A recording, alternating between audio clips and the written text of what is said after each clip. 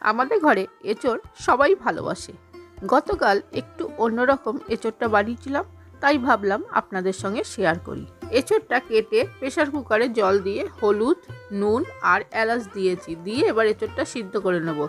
এঁচোড়টা সিদ্ধ করার সময় এলাচ দিলে খুব সুন্দর দেখবেন গন্ধ বেরোয়। আপনারা এইভাবে একবার ট্রাই করে দেখবেন। আলুটা কেটে হলুদ দিয়ে লাল লাল করে ভেজে নিয়েছি। এবার তেলের মধ্যে ক্যাপসিকাম, পেঁয়াজ আর একটু চিনি দিয়ে নেড়েচেড়ে ভেজে নিয়ে তার মধ্যে আদা রসুন বাটা, টমেটো, কাঁচা লঙ্কা আর নুন দিয়ে একটু ভেজে নেব।